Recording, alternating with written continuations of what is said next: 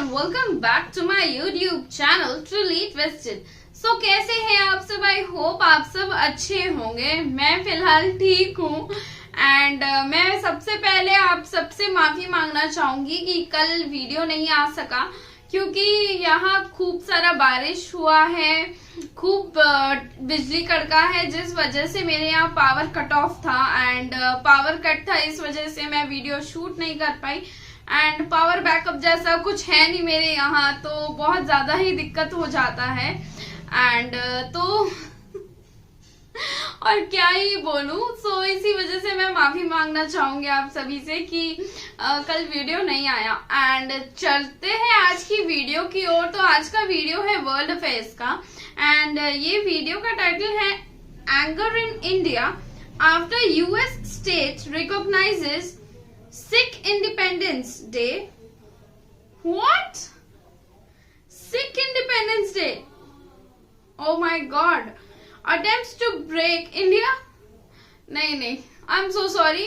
अगर Sikh independence day मना ले, चाहे कोई भी और धर्म की इंडिपेंडेंस डे मना ले, मुझे नहीं लगता है कि इंडिया को कभी कोई भी ब्रेक कर सकता है। अब चलिए, वो तो ये वीडियो देखकर ही पता चलेगा कि अचानक से ये क्या हो गया है यूएस स्टेट में कि वो रिकॉग्नाइज कर रहे सिख इंडिपेंडेंस डे। तो वीडियो की ओर बढ़ते हैं, लेकिन वीडियो देखने से पहले अगर आप सब मेरे चैनल पर नए हैं तो जरूर से मेरे चैनल को सब्सक्राइब कर ले। वीडियो पसंद आता है तो वीडियो को एक लाइक दे दें एंड साथ ही सब्सक्राइब भी कर ले। तो चलिए फटाफट से इस वीडियो को देखते हैं। So guys, let's begin the video.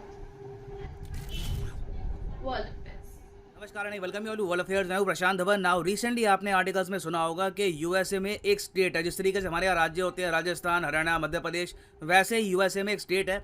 इसने लिखित रूप में ये कह दिया कि हम लोग सपोर्ट करते हैं सिख इंडिपेंडेंस डे को, जो ऑब्वियसली यहाँ पर खालिस्तान की बात की जा रही है। और यहाँ पर आप देखोगे ये यूएसए का मैप हो गया और न्यूयॉर्क के पास में आपको छोटी सी ये स्टेट मिलेगी जिसका नाम है कर्नाटक।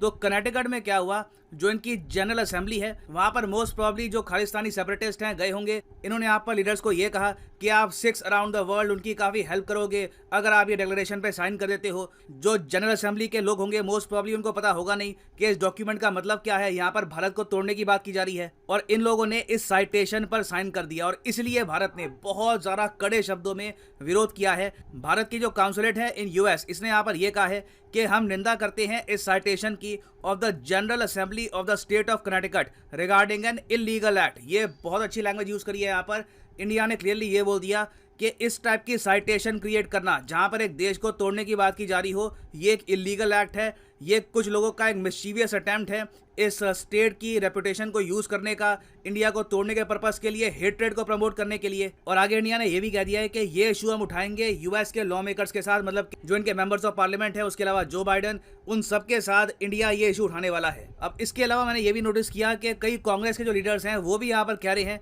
कि अगर यूएस स्टेट कर्नाटक रिकॉग्नाइज करती है सिख इंडिपेंडेंस को तो इंडिया को भी करना चाहिए। इंडिया में भी जो स्टेट है राजस्थान की, इनको भी रिकॉग्नाइज करना चाहिए। टेक्सास, जो टेक्सास स्टेट है यूएसए की, ये पार्ट है मैक्सिको का, क्योंकि ये काफ़ी इंपॉर्टेंट है कि ये बात हम अमेरिकन को समझाएं उन्हीं की भाषा में कि आपको कैसा लगेगा कि अगर हमारी एक स्टेट आपकी एक स्टेट को तोड़ने की बात करे। तो डिस्कस करते हैं यहाँ पर इशू क्या है।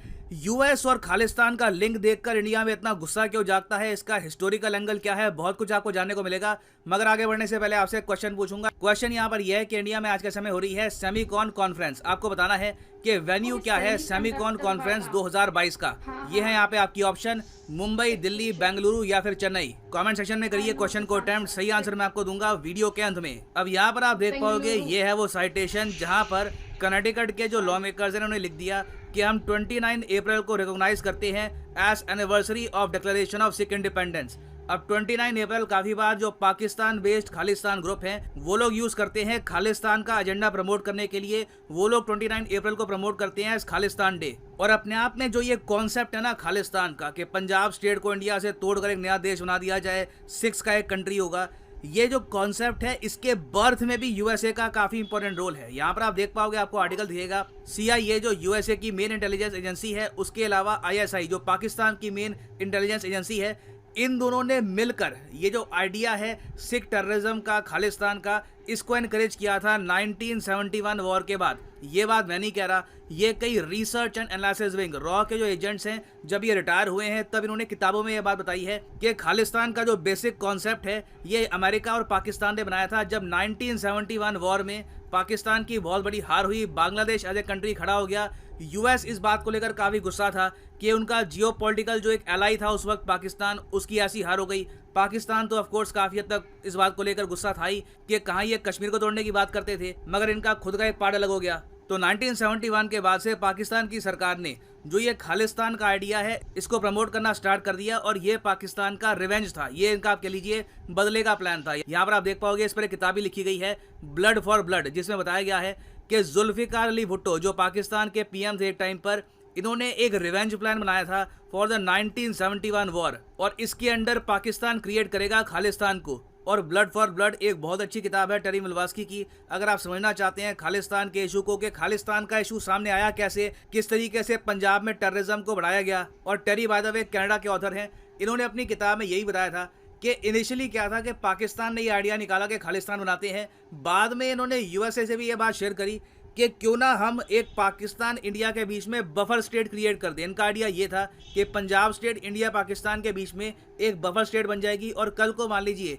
अगर इंडिया पे छोटी गुरिल्ला वॉरफेयर करनी है या फिर स्मॉल स्केल अटैक करना है तो वो अटैक पाकिस्तान डायरेक्टली नहीं करेगा, ये पंजाब से करवाया करेगा ना। भुट्टो के प्लान काफ़ी बड़े थे, यूएस ने भी हेल्प करी, मगर Khalistan as you can see एक फेल्ड आइडिया आज के समय। जो मेजॉरिटी ऑफ सिख्स हैं, चाहे अब्रॉड हो चाहे इंडिया में हो, ये एक यूनिफाइड इंडिया पसंद करते हैं, ये कनेक्टेड फील करते हैं इंडिया के लोगों से। मगर प्रॉब्लम यह है कि 1970s में जब इनिशियली यूएसए ने सपोर्ट करना स्टार्ट कर दिया था खालिस्तान के आइडिया को, तब इनके यहाँ बहुत सारे ग्रुप्स बनाए गए जो आज भी ऑपरेट कर रहे हैं, जो कम्प्लीटली खत्म नहीं हुए। यहाँ पर आप देख पाओगे ह्यूडसन इंस्टीट्यूट की रिपोर्ट आई थी आज से कुछ महीने पहले, इन्होंने यहाँ पर यह कहा था कि activities of north America based Khalistan groups must be proved.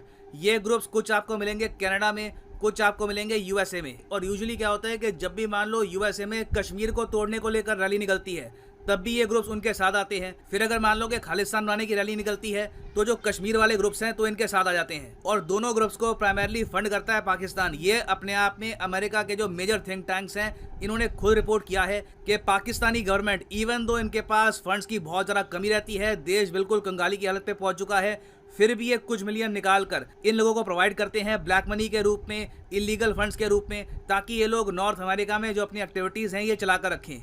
अब यहाँ पर आप पूछेंगे इसका सोल्यूशन क्या हो सकता है। देखिए सोल्यूशन काफ़ी बेसिक है इसका। हमें यूएस के साथ एक एंटी एक्सट्रीमिस्ट फोर्स बनानी होगी। यूके के साथ हमने ये किया recently.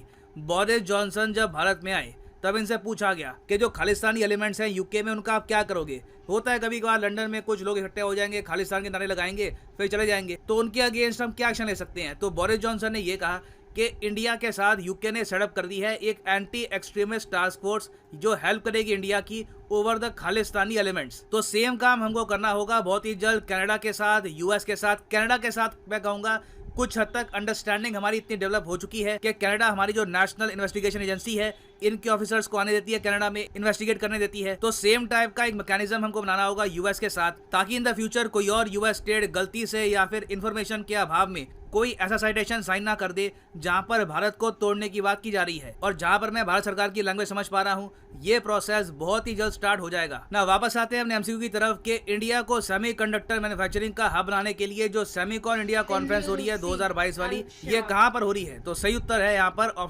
Option C is the right answer, Bengaluru में। यहाँ पर आप देख पाओगे PM Modi inaugurate Semicon India conference in the city of Bengaluru. याद रखिएगा, बहुत ही इंपॉर्टेंट पॉइंट है, किसी भी एग्जाम में इससे क्वेश्चन आ सकता है। और फाइनली यहाँ पर मैं ये भी ऐड कर दूं कि आप किसी भी एग्जाम की तैयारी कर रहे हैं, चाहे SSC, UPSC, bank, NEET, UG, simply जाओ कमेंट सेक्शन में, क्लिक करिए अपने एग्जाम ऑफ चॉइस के लिंक पर। फॉर एग्जाम्पल आप प्रिपेयर कर रहे हैं लेट्स से फॉर एसएससी, तो क्लिक करिए एसएससी पर और यहाँ पे आप चूज कर पाएंगे the exam course of your choice. अगर आपके पास अभी टाइम है, आराम से आप प्रिपेयर करना चाहते हैं 2 साल के लिए, तो जो 24 महीने का कोर्स है ये आप कर सकते हैं परचेज। मगर जो यहाँ पर प्राइस लिखा है 417 रुपीज़ पर मंथ, ये पे करने की आवश्यकता कतई नहीं है। सिंपली यहाँ पर कोड यूज़ करिए PD10 और प्राइसेस गिरना शुरू हो जाएंगे। The prices will start following, so use the code PD10 and save money. So इसी नोट के साथ ये है वीडियो का अंत। Thank you for listening and as always God bless you all.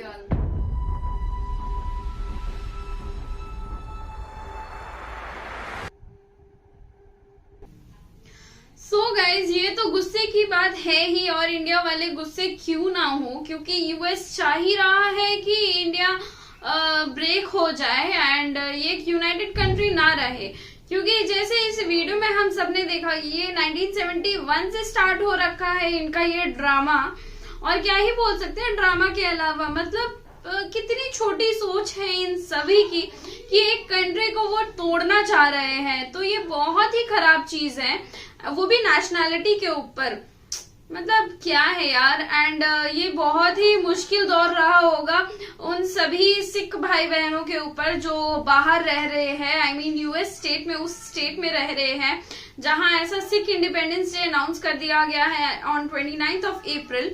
तो ये बहुत ही गलत है। इनफैक्ट आई डोंट थिंक कि कोई भी हमारे सिख भाई बहन जो भी बाहर रह रहे हैं या चाहे इंडिया में ही हो, कि उनका मन होगा कि वो इंडिया से अलग होके एक अलग सा कंट्री बनाए, तो ऐसा कुछ भी नहीं है। I don't think, not at all. And सब हम इंडिया में ही रहे हैं इतने साल, हम अपने जी जान से इंडिया को सर्व किए हैं। इनफैक्ट हमारे सिख भाई बहन लोगों का तो कंट्रीब्यूशन काफी ज्यादा रहा है काफी टाइम से। इनफैक्ट ब्रिटिश वॉर से ही हम बोल सकते हैं उनका contribution to the next level रहा है, एंड वो भी कभी नहीं चाहेंगे कि वो इंडिया से अलग हो सके। एंड ये जितनी भी अटेम्प्ट्स कर ले यूएस कंट्रीज एंड ऑल, लेकिन कुछ नहीं होने वाला। मुझे नहीं लगता कि इंडिया की जो यूनिटी है उसको वो तोड़ सकते हैं। एंड क्या ही बोलूं मैं, पाकिस्तान वाले लोगों के पास इतना पैसा है कि वो ब्लैक मनी दे रहे हैं नॉर्थ अमेरिका में अपने जो भी खालिस्तान ग्रुप्स हैं उनको। मतलब लिटरली व्हाट, अपनी कंट्री में खाने पीने को उनको लालच पड़ रही है, मतलब लाले पड़ रहे हैं, एंड वो ब्लैक मनी के तौर पे नॉर्थ अमेरिका भेज रहे हैं पैसे, ताकि वहां के जो भी एक्टिविस्ट है एंड ग्रुप्स है वो सब एक्टिव रहे। मतलब इतनी चालसाजी, बाप रे बाप, मतलब क्या ही बोलूं, बहुत पॉलिटिक्स है भाई साहब, कुछ ज्यादा ही, और कुछ इसमें है नहीं बोलने के लिए। एंड अगर आप सबको ये वीडियो पसंद आया होगा तो जरूर से इस वीडियो को एक लाइक दे दीजिएगा। चैनल पे नए हैं तो चैनल को सब्सक्राइब कर लीजिएगा, साथ ही बेल आइकन को प्रेस करना ना भूलें, ताकि आप सभी को इस वीडियो की लेटेस्ट एंड अपडेटेड नोटिफिकेशन सबसे पहले मिले। और साथ ही अगर आप सबको ये वीडियो पसंद आया है तो जरूर से अपने फ्रेंड्स रिलेटिव्स के साथ इस वीडियो को शेयर करें एंड अच्छे कमेंट्स करें। एंड अगर आप सबके पास कोई सजेस्टिव होगा वीडियो तो जरूर से मुझे कमेंट सेक्शन पे बताएं, मैं उन्हीं सब पे रिएक्ट करूंगी जरूर से। मिलती हूँ आप सबसे कल अगले वीडियो में। Till then take care and bye bye.